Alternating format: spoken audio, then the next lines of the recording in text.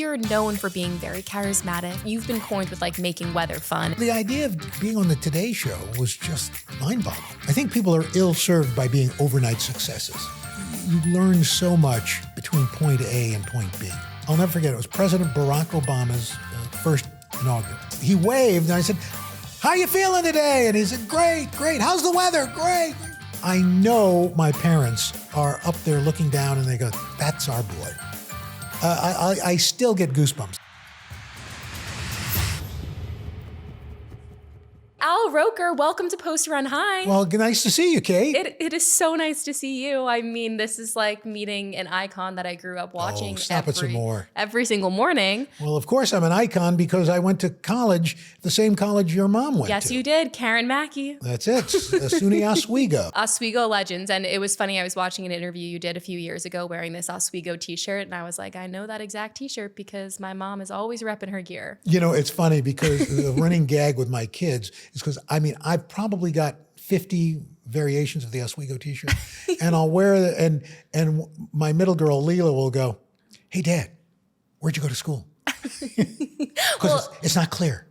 You know what though? After seeing you, it was funny because the interview that I watched was from maybe like 4 years ago and you were wearing the t-shirt and I said to myself, I was like, I should wear more Fordham gear because it's cool to be proud of the school that you came from and you know, colleges shape us in such a big way. So I loved seeing the that's my identity. I'm an Oswego State grad. Yeah, let's go. All right, well, we're gonna get to your time at Oswego, but first I want to start out by saying we just went for a little walk through Brooklyn. Al was getting cheered on by all the guys outside. It was really refreshing to see. You have been so open for so many years about different like health things that you've gone through. I know you recently had prostate cancer. You've gone through surgeries that you very publicly have talked about. So what does fitness now look like in your life? I think fitness, it's morphed. And part of it's due to my wife, Deborah Roberts, who's a co-host of 2020 and does all sorts of stuff at ABC News, is really fit. I mean, she's in great shape. And I was one of those people who believed that if you didn't get an hour in, why bother? You know, and her mantra was, well, something's better than nothing. And so I've kind of adopted that. So now I try working that in. So instead of, you know, you're in a sense, like in the morning, they'll send a car for us because they want to make sure we get there. Afterwards, you're on your own. But like I find I end up, I either take the subway or the bus because I've got to walk to both. I've got to walk, you know, like if you're in the subway, you got to walk to your end of the train, then get out and you walk again. So I try to fit in more things where I'm trying to get a little snack sizes of exercise. I will, you know, try to get up in the morning and go for 2 or 3 miles. But I do find that even those days I don't, because I've tried to work that in, that, you know, I look at my watch at the end of the day, oh, I got more than 10,000 steps. Not that, again, you know, we got 10,000 steps. Somebody, I don't know who did that. I don't know who came up with that. And now we find out, maybe it's not 10, maybe it's 8, maybe it's 7, whatever, you know. But it's still more than 0. Yep. It's true. I mean, the thing is, we said it on the walk, but truly living in New York City, you naturally are just getting your steps in because you have to walk to do anything. You have to walk to take your trash out down the hall at your apartment building. You know, there's like so many times that you're getting your steps in. It's like a mental shift. I used to be the same way. I'm like, if I can't get a 6 mile mile run in, I'm not even going to go for a run today. Right. And now I'm like, if I can work out for 10 minutes, 15 minutes when I have a busy schedule, like that feels great to me. And I feel that we tend not to give ourselves credit. You know, I think our default a lot, not everybody, but a lot, is to kind of brush it off. Oh, no. You know, I remember the one and only time I ran the marathon. It took me more than 6 hours, but I did it. I didn't break any land speed records. In fact, Leela, my she's the one that comes up with all the jokes. She said, "Hey, Daddy, what did the snail say on top of the turtle?" "I don't know, sweetie, what?" "Whee!" You know, so it wasn't the fastest. Wait, Al, what year did you run the marathon? 2010. Okay. 2010. That's so impressive. And I've done a few half marathons, but, you know, again, I fast walk them. I'm not running. I don't. It's like no. Let's not go nuts. Well, just to do the New York City Marathon is iconic. When you were running it, did you have so many people cheering for you, being like, "Oh my gosh, that's Al"? I did, but what was fascinating, that you think you're doing fairly well, and then I'll never forget, this guy runs by me juggling. I thought, oh, come on, stop. But this is the thing I love about walking, is that you see your environment in a completely different way than if you were riding. You get to, I think, appreciate it more. And so that's one of the things I love about walking, is that you are more connected with the things around you, the environment around you, than if you're passively riding.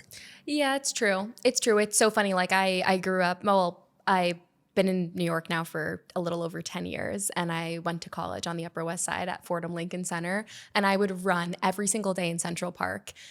And it wasn't until my parents moved to the city and I would go for walks with my mom in Central Park that I was like, wow, walking and really slowing down the pace makes you experience Central Park so much more. It's like I spend so much time speeding through it. And of course, it's beautiful and I love running there. But to really slow it down and go for a walk is very special. I mean, when you think about it, you runners are missing so much, because your goal is to get through this as fast as possible. My goal is to get through it not so fast, but still to get through it. And you do see, you get to see changes in the environment around you and the people who are walking. I mean, part of that, I love just watching people walking / running. There's their serious kind and the others, and you're thinking, one person who seems like they're just struggling to get one foot in front of the other. And it's like, you go, God bless. That's fantastic.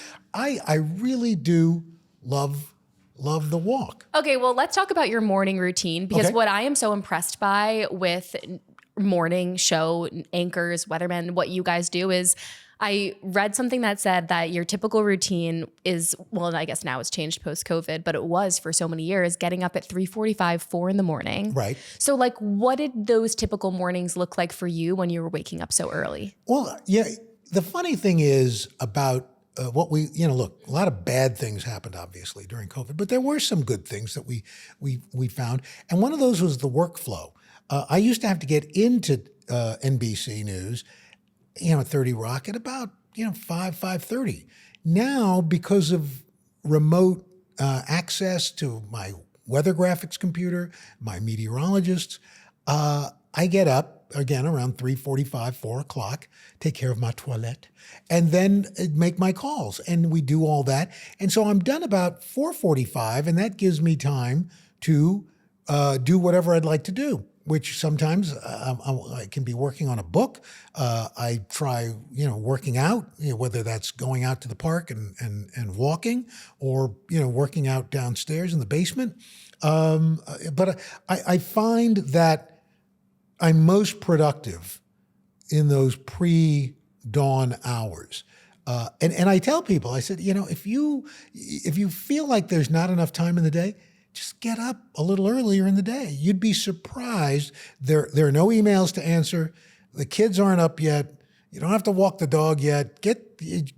Take care of you with that extra time, and then go about your day. Yeah, I think it's really important. It's amazing how much you can get through before 9 a.m., 8 a.m. hits. All right, well, let's talk about this. So you grew up in Queens and a little bit in Brooklyn. We learned on our walk.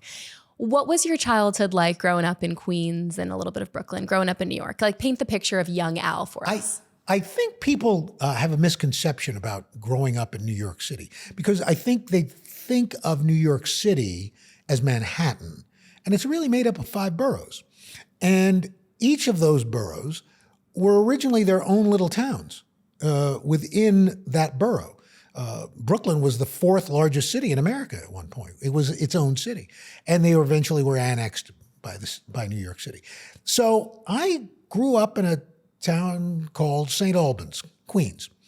And it had its business district, it had its barbershops, we had a public library. In fact, a good friend of mine who I went to school with, now runs the Queensboro Public Library system, where we used to go. I mean, the very school or library, we used to stop and do our homework, and he's running now. But it was a very typical small town existence in a sense, in that, went to school. I took the school bus. Difference was my school bus was a New York City bus. We had bus passes. You got on the bus. Went to school, would come home. Sometimes we'd walk home if it was a nice day. It was about a mile home. Did my homework, walked our dog happy while mom's making dinner. It was a pretty normal childhood. Grew up watching. Here in New York City, we were fortunate in that we had 6 TV stations, commercial TV stations. So you had the 3 network stations, and then you had 3 independent. So you got to watch a lot of cartoons, and so I was always a chunky kid. I was more sedentary. I loved television. I loved animation. Television was perfect because you got to watch TV and you got to watch cartoons on TV. So I guess in a sense, I was sort of destined to do this, but the difference was I didn't want to be on TV. I wanted to work in television. I wanted to be a writer or a producer, something like that. I wanted to be an animator. So it was just by happenstance at SUNY Oswego that a department chairman put me up for a TV weather job on weekends back in 1974. And I got the job and took a couple of classes in meteorology just for a science requirement. And here we are. Here we are. Here we are. No, it's so impressive. And just backing up a little bit, you were one of 6 kids. You were the oldest of 6. So what's it like being in a family where you're the oldest of 6 kids? Like, did you feel like you had a little bit of pressure to kind of show your siblings like the right path to be on, or? I never felt any pressure. I think being the oldest didn't put any pressure on me. I kind of enjoyed it. I liked bossing my siblings around. Because I'm the youngest of 3. Yes. My mom's the oldest of 5, also SUNY Oswego. Yeah. But so I'm always curious about what it's like being the oldest of so many kids. I know. I really did enjoy it. So much so that my baby brother actually went to Oswego twice. My mom wasn't feeling well at one point. He was about 2.5 years old, maybe almost 3. And I took him up to school with me for a month. And he went to class with me and did the whole 9 yards. He was a chick magnet. It was great. Young women say, oh, a baby, he's so cute. And then we fast forward, another 14, 15 years, and he's taking a class in public speaking. And this teacher said, he calls me to tell me, he said the teacher called him up to the front of the class and said, ladies and gentlemen, this is a first for me. I have a student whose diaper I helped change. And so she remembered him like 15 years earlier. Wait, so you drove your younger brother from Queens to SUNY Oswego, upstate New York. And then kept him for a month. That is wild. Yeah. And how old was he? He was literally like a baby? 2.5 years old. In fact, my mother says, I don't remember this, but my mother says I potty trained him. So, because I forgot his potty chair. Yeah. And so, putting him on a big boy toilet. Wait, Al, that is wild. And your teachers were like, it's okay that he's in class? Yeah, they were. It was really terrific. Like I had a graphic arts class. Your mom probably remembers Poucher Hall and taking him to class. The teacher giving him crayons and crayons and all that. So no, it was really terrific. Everybody was really understanding. And interestingly enough, there were a decent number, not a lot, but there were a number of single moms who had young kids with them. So it just was, people weren't used to seeing a guy with a baby. Right. I feel like things were just different back then. The fact that you could do that. Like, I don't know, Fordham University, if I brought my 2.5, they might be like, yeah, probably. But nobody knew. So who knew? Mm-hmm. Yeah. But more respect to those teachers, because that's a pretty cool experience for you and your brother to have had. Growing up in your household, I know I liked knowing that your dad was a New York City bus driver. The bus drivers and subway drivers, we have so much respect for them because they are the heartbeat of the city, right? Everybody takes them every single day. So I would say, like, how was success defined in your household for you and your siblings? We were of the generation that every generation hopefully was going to do better. And I was the first one in my family to go to college. And that was just kind of expected.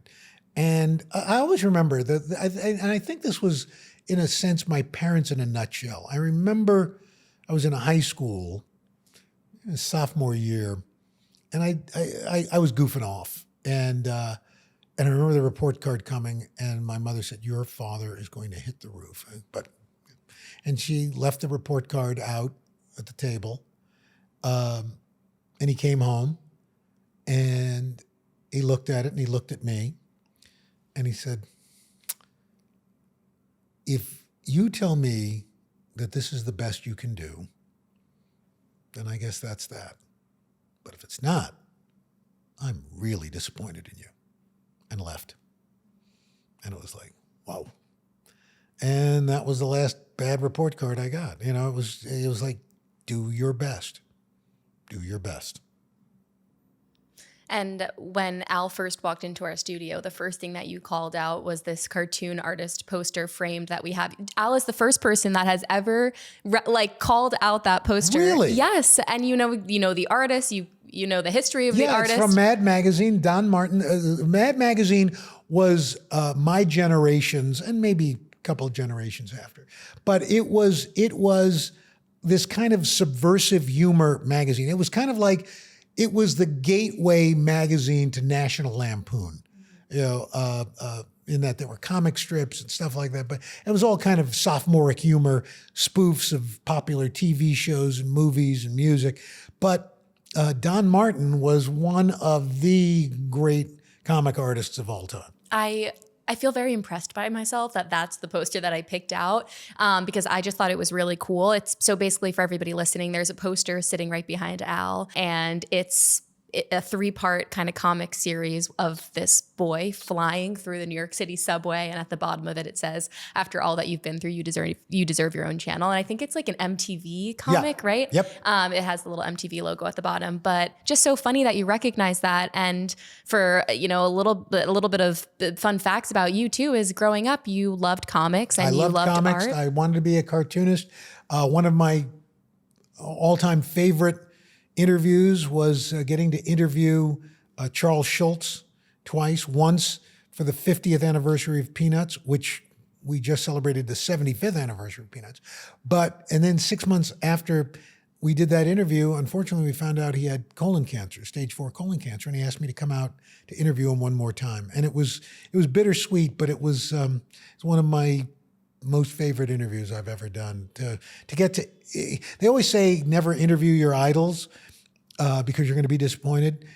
Charles Schulz never disappointed. I sometimes don't love that quote, "never interview your idols," because everybody that I've interviewed that I've always idolized, I feel like I must know how to pick them because I'm always just so impressed. Yeah. Did you growing up, so I have a cousin that's a cartoon artist, and actually we have a little bit in common in the sense that when I was in high school, I was also somebody that was very interested in art. And when I was applying to schools, I wanted to go to Parsons, Pratt, SVA. And, I got into all the art schools. And I remember my parents saying to me, "You're not going to art school." Believe it or not, you and I had very much the same experience. I wanted to go to New York City High School of Art and Graphic Art and Design.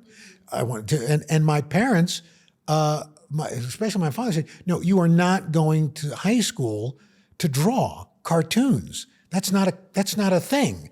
And I'm thinking, yeah, it is. But it's very funny because if you had done what you wanted to do, if I had done we probably would not be sitting here talking to each other. Right.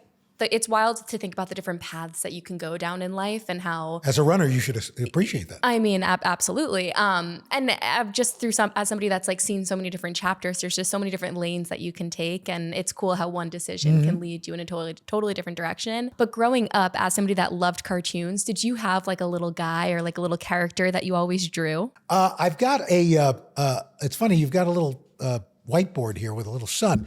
I have a sun that I draw. I have a sun and a cloud. Those have pretty much been with me since when I was in Syracuse. I actually did cartooning on the newscast. I would use draw a cartoon on the weather map. So I always had this sun and this cloud. The cloud was kind of this angry, and the sun was kind of like, hey, Yeah. Wait, that's so funny. That was kind of like a premonition for what you were going to go on to then do. Exactly. Is it true that your grandma saw early on something in you that kind of made you a good fit for TV? Yeah, my mother's mother, Grandma Smith, would say to my mother, "Oh, her nickname for me was Alley Buttons. That Alley Buttons, he's a chatterbox. He's a chatterbox. That one. He's going to be on the television." And everybody went, "Yeah, Grandma's in the cooking sherry again." But she didn't live to see it. I was in college when she passed. But yeah, it was some sort of a premonition. Mm-hmm. And then when you were in high school, what caused the shift from wanting to pursue comics to then being like, okay, I might actually go to SUNY Oswego and go into their communications department? Because that's like an active decision, right, to apply to one of those schools. Yeah. It was kind of a running on parallel tracks in a sense. While I really loved comic art and animation, I also loved TV and I loved radio. But I couldn't afford to go to Syracuse University. With a dad who's a bus driver, a mom who was a nursing assistant. And so I started looking at SUNY schools. And SUNY Oswego had a radio and TV department. I thought, great, I'll go there. And literally went sight unseen. I mean, it's funny. My kids, with each one of them, I think we did like the old college tour thing, like 10, 12 schools. I applied to 3 schools. Didn't go to them to visit, just applied. And SUNY met my stringent requirements. They accepted me. And that's where I ended up. Right. And you immediately started out in the communications department? In fact, I went to the radio station that first day during a freshman orientation. And it was my first introduction to the magic of radio, in a sense, in that you hear somebody's voice and you create a mental image of them. It's not quite like podcasting in that a lot of times there's video with podcasts or pictures. With radio, it was rare that you saw the voice that you heard coming out of the speaker. And so I heard this guy, Lee Chase, was on the radio in my college radio station. And I said, oh, I think he's the program director. I'm going to run down there. And he had this deep voice. And, I'm picturing this blonde 6'3" guy, chiseled chin. And I wait till the light goes off and I walk into the studio and there's this smallish guy with a bad mullet and acne and a concave chest. And I said, excuse me, could you tell me where Lee Chase is? I'm Lee Chase. How is that possible? How could that deep voice come out of that scrawny little body? I did not say that to him. Yeah. But it was like my introduction to the magic of radio and voice and creating imagery with your voice. So at what point did you realize, wow, I'm actually also good on camera? I didn't. In fact, my department chairman, Lou O'Donnell, told me after my first television performance class that I had the perfect face for radio. Oh, no. That's but he's all we want to be hearing. But he's the one who put me up for the job a year later. But again, growing up back in the day, for those who have seen, what was the movie, Anchorman? That was a thing. I mean, I was working in the 70s, and the anchor people were all good looking and had the deep voices, and the sports guys were a little goofier, and the weather people were just completely gonzo. And so that was my entry. I think that's the only way back in the 70s I could have gotten a job on TV or in TV news, was because I was a weather person. So when you became a weather person, and there's a lot you have to learn, right? It's because it's not just reading off of a teleprompter. You can tell me if it is. But when you want to become a weather person, there's other classes you have to take outside of communications, right? That's a little sciencey. Oh, not a little. It is science. It's science. And I do not call myself a meteorologist. I Okay. do not have a meteorology degree. So I call myself a weather person, weather presenter, whatever you want. Right. But it is science. And so, but over the years, I've kind of done my own learning, my own research. I have an American Meteorological Society seal of approval. I've done the work, but again, we've got off-camera meteorologists, real meteorologists who have the science, who are scientists, who help me with everything I do. Right. And so your college campus station was WTOP TV, right? Well, here's the tell me. When I was at SUNY Oswego, it wasn't even called communications. It was called radio and TV because that's all there was. And we didn't even have a TV station. We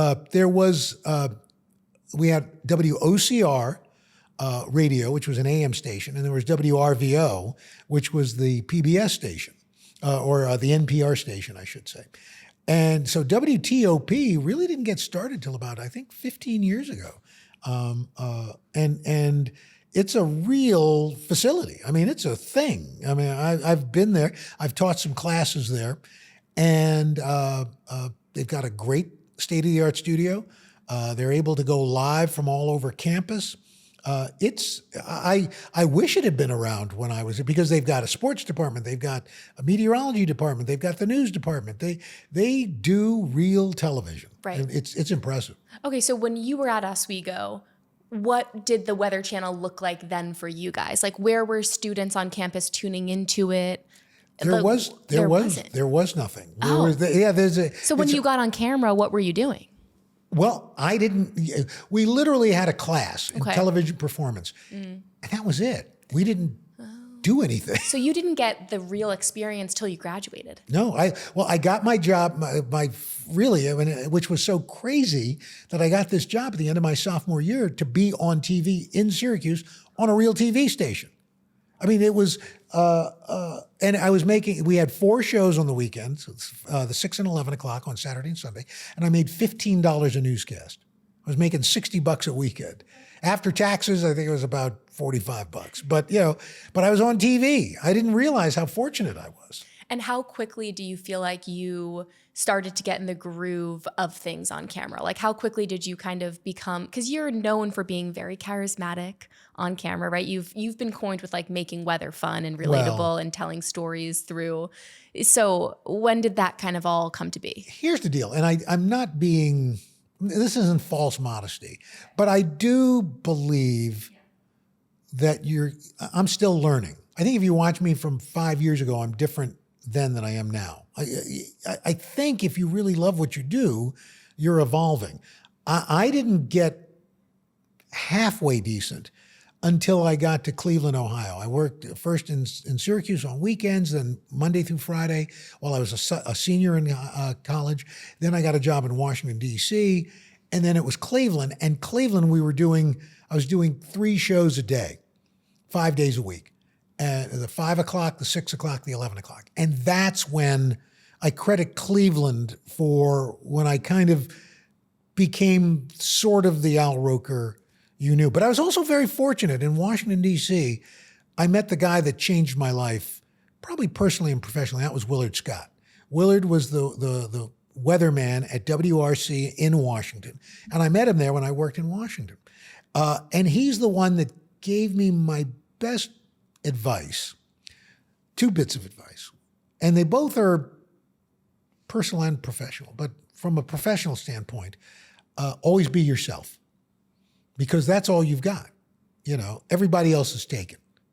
When they say, oh, she's going to be the next Oprah, or he's going to be the next Bob Costas, or he's going to be the next Bryant Gumbel, or the next Craig. No, we already have one of those. You got to be you. And authenticity does show. It's like, I think the most beautiful thing about even what I've seen all of the Today Show anchors over the years have done is like, you guys have to show up every single day for, national news. People tune into you like clockwork, right? They have it on playing in their house. They want to see you guys. You have to show up as yourself. And that's the beauty of live television is you can't really put too much of an act on when you're doing it every single day, every morning. You try not to. Right. But the other thing was never give up your day job.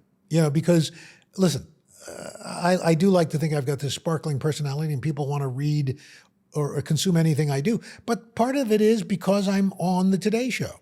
So, I've been able to write books. I've been able to travel. I've been able to speak. But at the end of the day, it's probably because people know me from the Today Show. And so that's been a real blessing. And I don't take that for granted. And so from that, it allows me to do all these different things, but it's great to have a base, to be able to know that this is what I do and this is what I'm known for. Yeah, and it's very cool that through the Today Show, using that as your anchor, you've been able to explore all these different types of ventures, right? Like you've written a cookbook, you have your new animation show on PBS Kids or PBS Teen. PBS Kids. PBS Kids. Yes.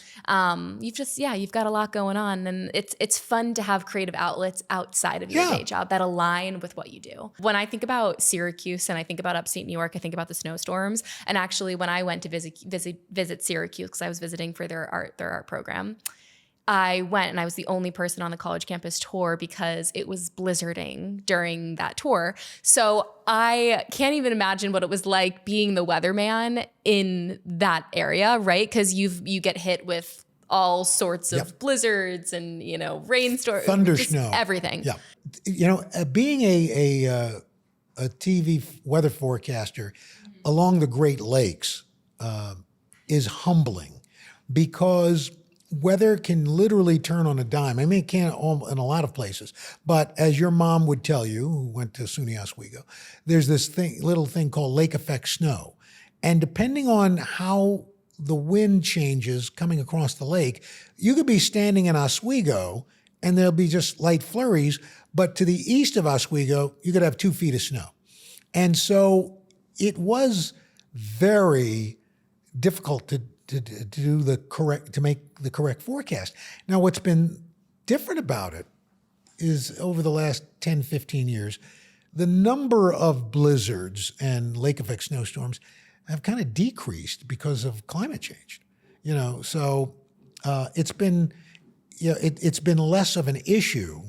I remember literally school would be canceled and the benchmark for school being canceled at SUNY Oswego was if the snowplow drivers couldn't get to the plows, there was no school. And that happened 3 or 4 times when I was there, but it rarely happens now. When you finally got to New York for WNBC, what was it like finally being back in New York City after the years that you spent on the road? Yeah, it was great. It's great. It has been great being in New York City because it was very difficult. Yeah, my parents would say, my son's on TV. Well, where? In Syracuse. Well, but then I came home to New York City and my mom and dad could turn on Channel 4 and there I was. So once I got that job, I thought, I'm done. This is great. If I can just hold on to this. So the idea of being on the Today Show was just mind-boggling. And so when they first asked me to fill in for Willard, it was kind of like, ooh, yikes. I don't know. Okay. And, we did it and it worked out, but it wasn't, my goal wasn't to be on the Today Show. My goal was to get a job in New York City so my parents could watch. Because at the end of the day, I always do things to impress our parents. Yeah, it's true. And if you grow up in New York, there's nothing like working in this city, right? It's like kind of the place that you want to come back to. But getting these jobs with NBC at these networks here, it's very competitive and you have to put your time in right on the road in places like Syracuse and Cleveland. Like how important were those years and Washington kind of getting those reps in? I think people are ill-served by being overnight successes because you learn so much between point A and point B. Or C, D, E. If you jump from A to P, let's say, everything you've missed everything that comes, including failure, including not being successful, including struggling. Those are all the things that build you. I feel badly in a sense because a lot of the young people today, they're influencers, you know, whatever, they're influencer, they're on TikTok, they're this, they're that. And they amass these huge followings. But if and when that goes away, what are you left with? I mean, that's where you come back to the advice of don't quit your day job, right? Exactly. And so I don't know. In a way, I feel badly for a lot of young people coming up in communications because it's just a different world. You know, who watches you? What determines success? What's the metric today for success? I don't know. I mean, the way media is changing it's fascinating, and what we call new media, right? Like with things like this, podcasts, and it is very interesting. But I think at the end of the day, it's like what you guys have always done is told stories. And whether it's new media and a new form, like our running interview show, at the end of the day, we're trying to just tell stories. Yep. So it's kind of like if you stick true to that and have a mission with what you're doing, maybe you will find success with it, but also maybe not. Yeah. Yeah. It's, I mean, and be always, listen, it's a plan B is not a bad thing. No. You know, and there's no shame in that game. No, I mean, it's the truth. And even when you think about overnight success, like when you first got to New York, it took 13 years before you got the official spot on the Today Show? Yeah, just about. And look, it was, again, I was very fortunate in that I was able to dip my toe in, filling in for Willard and build that, as opposed to just getting thrown into the deep end.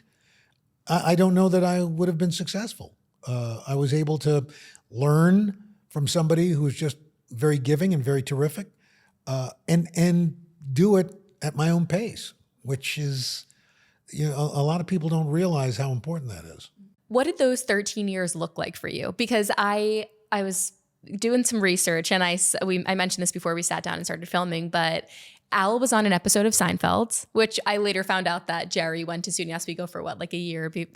So that makes sense. We had a little bit of a connection there. But what were you thinking when you got asked to be on Seinfeld, and how soon into that 13-year stint of you being in New York working here did that happen? I think Seinfeld, I think it was like the mid 90s. Okay. And it's very bizarre because you're asking about this timeline, and I don't remember. It's all kind of like compressed into it. Because itself. You very quickly became like a local celebrity, right? People loved your charisma. They loved waking up to you. I guess it's weird to say. Yes, people love me. I watched Al on Conan O'Brien. I think it was from a 1994 episode or something that you did with him, and I was like, you were so funny. You took a T-shirt, you were throwing it into the crowd. Well, look, here's the deal. Here's the deal with Conan. I have the distinction of being on the show more than any other guest, and why? Proximity. Our studios were literally right across the hall from each other. We were in Studio 6B, he was in Studio 6A. And sometimes guests would cancel, whether it was because of weather or whatever, they couldn't get in. And so can you come over and do something? And so, it actually started with David Letterman, who was in that studio beforehand. And it's like real estate, location, location, location. I was in the right place at the right time.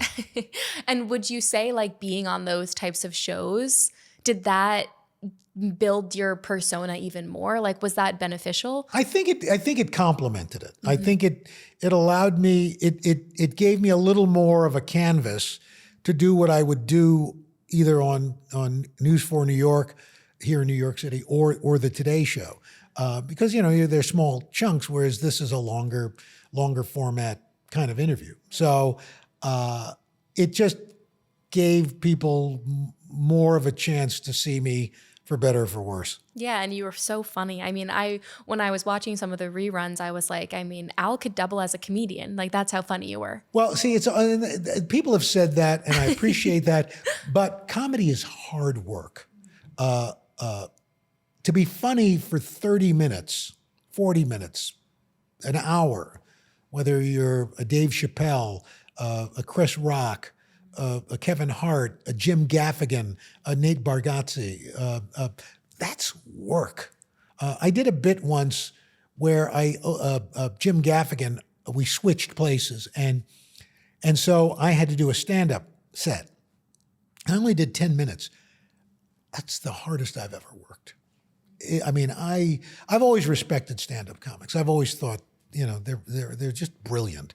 But to make that happen for more than 3 minutes is alchemy. When you finally did become the guy on the Today Show in 1996, I love timestamping things. I'm like good with numbers in that way. I'm good with dates. But when you finally did become the guy in 1996, do you remember getting that call that it was going to be you and you had the opportunity to be officially on the Today Show? Yeah, my agent came to the office. He called me and he says, I need to come see you. I said, okay, all right.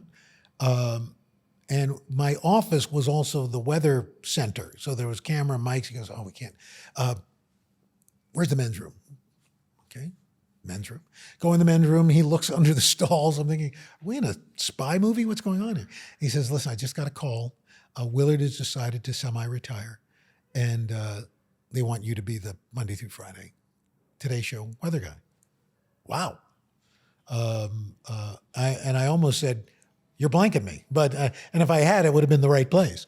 But that was it. I still remember to this day, getting that message from my agent in the men's room on the 7th floor at WNBC. Did you ever imagine that you would still be there nearly 3 decades later? It is mind-boggling to me that all this time later, I'm still here. My dad worked for the Transit Authority, New York City Transit Authority, for 25 years. It boggles my mind that I've worked for NBC longer than my dad worked for the transit. Mm-hmm. Were your parents so proud of you?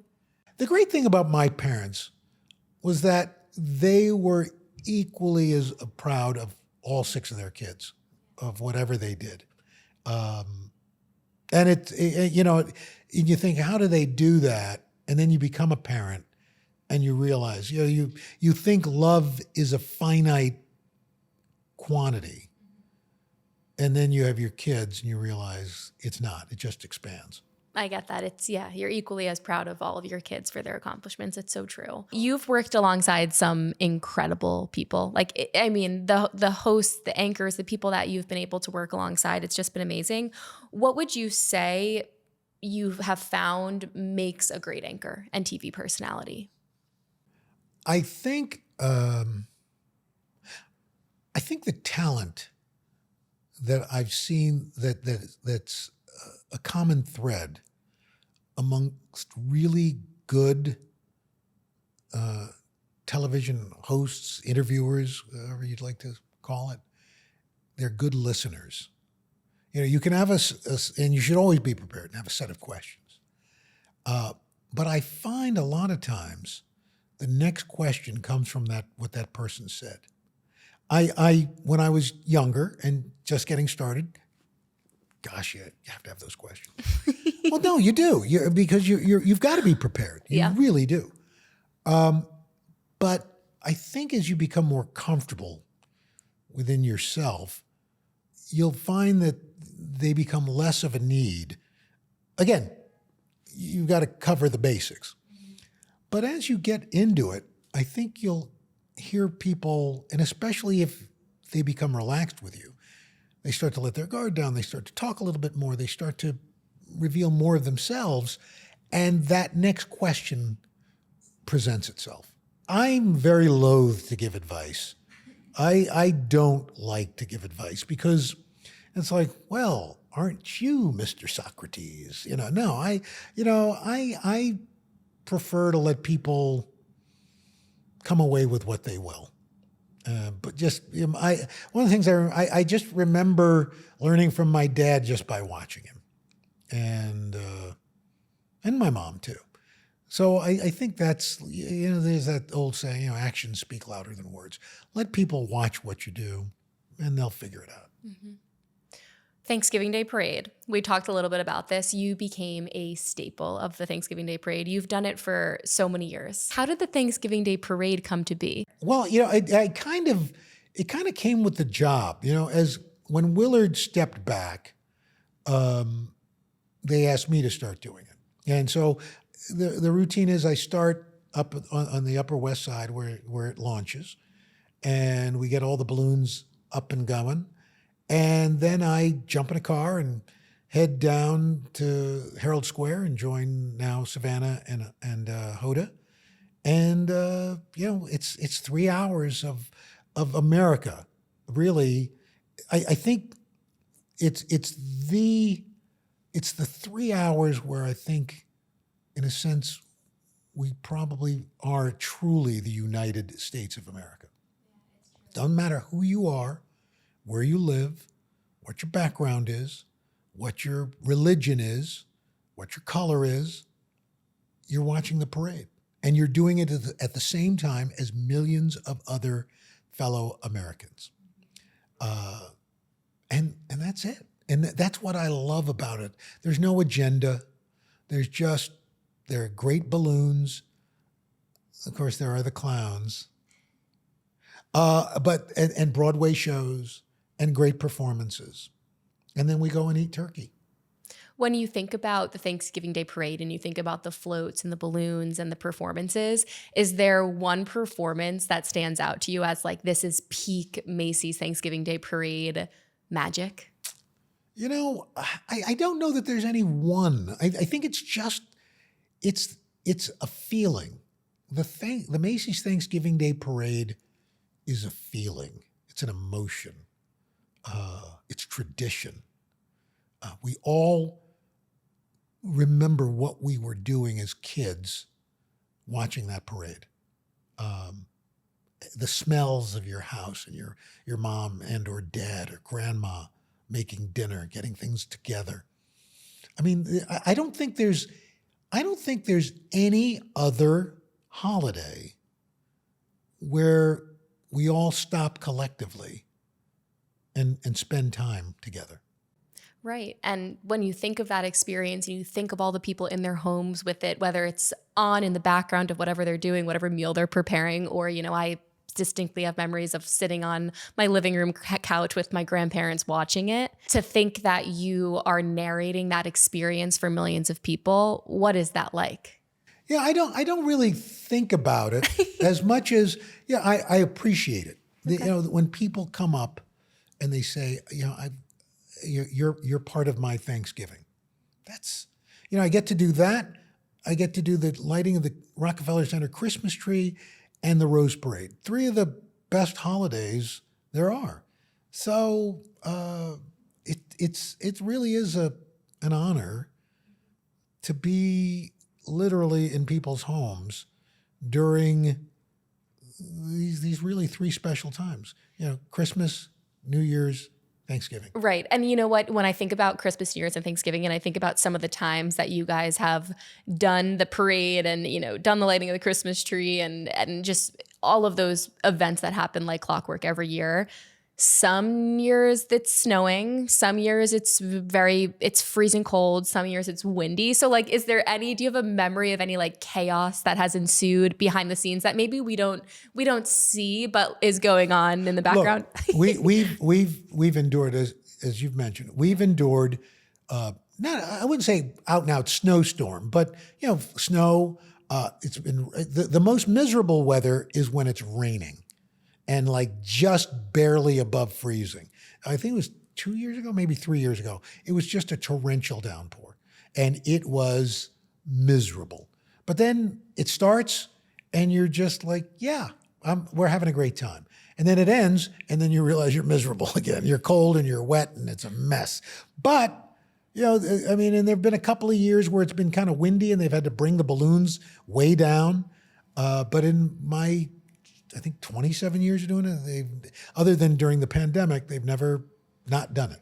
What does the Al Roker Thanksgiving look like after the parade? Like, what are you doing after the parade like clockwork every year? Up until about 10 years ago, I had been, I would prep as much as I could beforehand. And my wife, Deborah, would put stuff in on a schedule, and then I'd get home, we'd finish.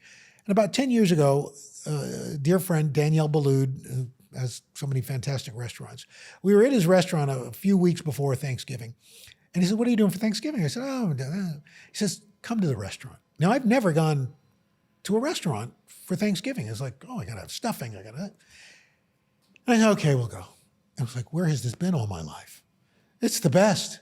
It's the greatest. I haven't cooked Thanksgiving dinner in 10, 12 years. I respect that. Oh my gosh. Yeah, I mean, especially after you were up early working all morning. I mean, obviously it's so fun, but it does take a lot of energy out of you to then You're go exhausted, home and prepare you know? it. And then, so that's what I have most to be thankful for. Danielle Ballou inviting us to dinner. Well, outside of the Thanksgiving Day parade and the Christmas tree lighting, you have been there documenting so many iconic world events. So what would you say is one that really sticks out to you as like a monumental memory for you? You know, from a weather standpoint, I think Superstorm Sandy was a kind of a turning point where people thought, before that, I think it was Katrina, which I didn't cover because I was having back surgery when that happened. But I think Superstorm Sandy was really kind of the canary in the coal mine when it comes to climate, and people going, what the heck? So that was one of the most impactful moments for me. What about Hurricane Wilma? There's a pretty crazy Yes. video of you being held down by a cameraman. Can you paint the picture of what was going on during that? We were in Naples, Florida. We were outside on this balcony, and it was really, 100 plus mile per hour winds. And I was trying to finish my live shot, and one of the extra camera guys, was holding onto my legs. And this was only a couple of weeks after Katrina. And one gust hit, and I went down on top of like a ton of bricks. And I know my wife was watching, and I'm thinking, she is going to kill me because I just had back surgery. And I was okay. I was fine. It was all good. But yeah, that was pretty impactful. And then from a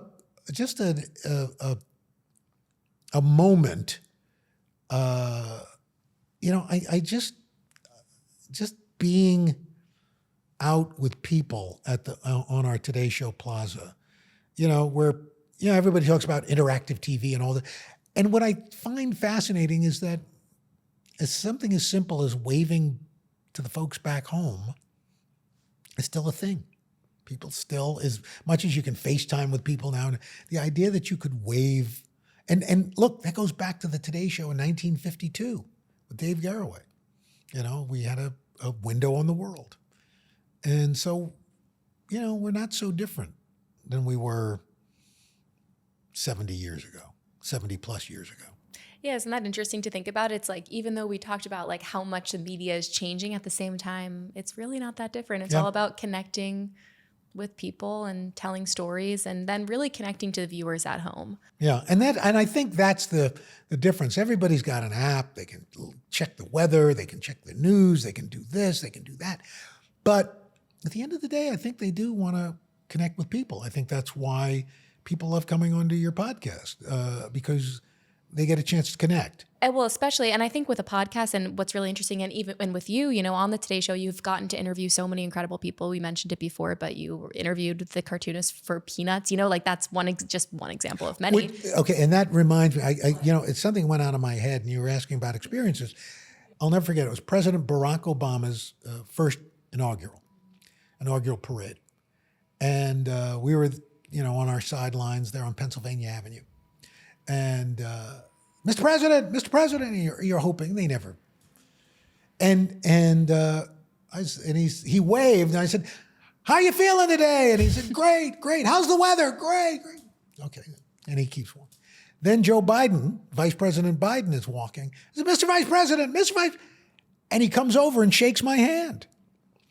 And it just so happened that it was also Martin Luther King Jr.'s birthday. And I said this on the air. I said, here I am, the first black president of the United States acknowledged me. The vice president of the United States came and shook my hand. And it all happened on Martin Luther King Jr.'s birthday. I know my parents are up there looking down and they go, that's our boy. I still get goosebumps. When you're doing what you're doing, you're kind of like a mirror for the public, right? Where that interaction obviously happened to you, but it also happened to the millions of Americans that were watching. And to see that sort of positive interaction with a president and a vice president is really, really special. And by the way, full circle, they were walking at the time. They weren't riding, they were walking. And then they finished up. They had a post-run high. Post-walk high, come on now. Okay, so outside of that interaction at the inaugural parade, is there an interaction that you have had with a celebrity or a guest that you've had on the show that will always make you smile? You know, it's weird. I have, in some ways, unfortunately, career amnesia. Like, unfortunately, we had recently Quincy Jones had passed away.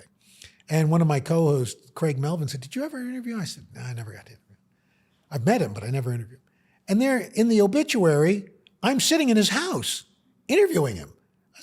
And he goes, "How did you forget that?" I said, "I don't know." You know. And so it's been a really terrific career. And it's not that I don't appreciate interviewing Quincy Jones and any number of people. But, you know, each one is really special in their own right. You know, whether getting to talk to Dick Van Dyke or James Earl Jones or Jane Goodall. You know, you go down the list and each one, what was special about each one is that especially our older celebrities or newsmakers, they always come to play. You know, they come, this is why they're here. And what I find interesting is there's a new crop of younger folks, performers especially, who come and do our city concert series. And they have that kind of old school ethos of that they're here because people want to see them and they're here to be part of something. And so I think there was a period of time where that was a little more difficult. You know, people had this kind of, a lot of people were coming on the show that had this kind of, well, don't you know who I am? You know, and I think the younger generation is hearkening back to that older generation. It's my job. This is what I'm here to do. Who are some of the artists that you've really seen that in recent years? Most recently, saw it with Role Model. Saw it with Carol G. Well, I mean, please, Bad Bunny. You know, I mean, these are all, you know, entertainers who could probably phone it in, but they are Olivia Dean. Olivia Dean. Oh my God, I can't. I am so in love with Olivia Dean. I mean, too, and her album is literally, it's on repeat like clockwork for me. And she's very old school. It's this throwback almost. She's this old soul in this younger body. Yes. She's the best example for me so far. I mean, I completely agree. Yeah. So, you know, Meghan Trainor. Meghan Trainor comes to play each and every time. J-Lo, whenever she performs, you know, it's we've been very fortunate in that we've had really, really good people on our show. I'm dying to do a workout with J-Lo for the running portion of this video and then sit down with her for post-run high. I think it'd be iconic because I bet she would kick my butt in a workout. Oh my gosh. And do it with rhythm. I wanted to shout out some of your recent projects. Let's talk a little bit about Weather Hunters and what you guys are up to. You know, we came up with the idea, to give you an idea how long this show has been in development. I based it on my kids. And the baby boy is 5. The middle girl, Lily, who's kind of the STEM girl, is 8. And the older sister, Corky, is 11. My kids were those ages when I first started developing this. And Nick is now 23, and Leela is going to be 28. So, 27. So, you know, it's been a long time in coming. But I love weather. Even when I did local news, I would go in to speak at schools, and every teacher would say, kids love weather. And it amazed me that there was no kid show about weather. And so I've always thought I wanted to do that. And I was able to combine my love of animation, my love of my family, and my love of weather and put it all together. And PBS Kids was the perfect partner because they are so focused on A, the science, but B, making kids feel safe and not to talk down to them, but to talk with them. And so the shows, and it's quite, being somewhat humble, I think it's a beautiful show. It looks beautiful. I get to voice Al Hunter, the weather guy. And what I love about it is Al Hunter will forever be 40 years old in this show. Holly Robinson Peters plays my wife. We've got 3 great kids playing my children. It is literally a dream come true. Mm-hmm. Did you have a lot of say in what the design looked like too in the actual animations? I worked very hard. There was a company called Island of Misfits that did the animation, and we worked very hard at coming up with the right characters. And even the girls have their natural hair. Their hair is almost a character in unto itself. And each kid is this personality. But I think what I'm most pleased with is that it's this perfect blend of science and love.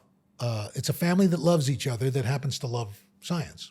And so we teach kids, and I think the folks who watch with them, the awe and the wonder of the world around them. I mean, there's nothing like a good animation. As somebody that grew up loving every Pixar movie and every Disney animation that came out, truly it's for all ages. Yes. And everybody, as you said, can learn something from it. Okay, well, outside of Weather Hunters, is there anything else that you have coming up that you're excited about that we should be on the lookout for? Gosh, I can't think of anything. I mean, my oldest daughter, Courtney, and I have a cookbook that's out, Al Roker's Recipes to Live By.